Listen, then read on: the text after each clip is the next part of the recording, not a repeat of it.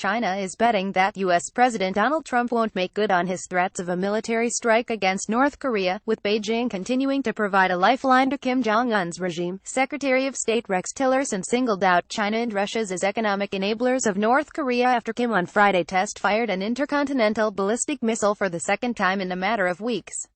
While Tillerson said the U.S. wants a peaceful resolution to the tensions, the top American general called his South Korean counterpart after the launch to discuss a potential military response. China on Saturday condemned the latest test while calling for restraint from all parties, a muted reaction to Pyongyang's progress on an ICBM capable of hitting the U.S. mainland.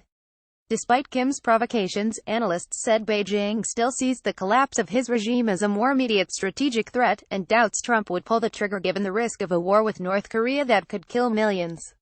The military option the Americans are threatening won't likely happen because the stakes will be too high, said Lu Ming, director of the Korean Peninsula, a research center at the Shanghai Academy of Social Sciences. It's a pretext and an excuse to pile up pressure on China.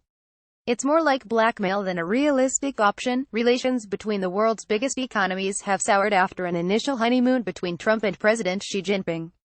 The U.S. last month sanctioned a regional Chinese bank, a shipping company and 2 Chinese citizens over dealings with North Korea, which could be a precursor to greater economic and financial pressure on Beijing to rein in its errant neighbor. Read more. The options for dealing with North Korea. Trump has expressed periodic public frustration with Beijing over the pace of its efforts to curtail Kim.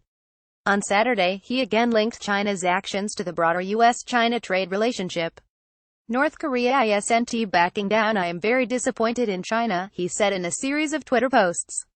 Our foolish past leaders have allowed them to make hundreds of billions of dollars a year in trade, yet they do nothing for us with North Korea, just talk.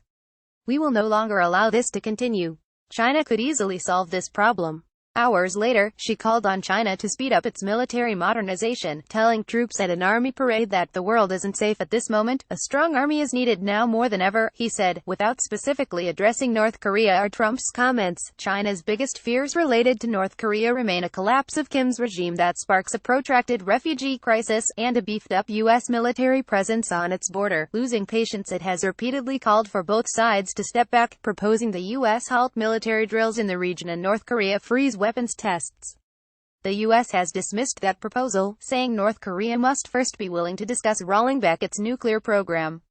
On Saturday, the U.S. announced that 2 Air Force B-1B bombers conducted bilateral exercises with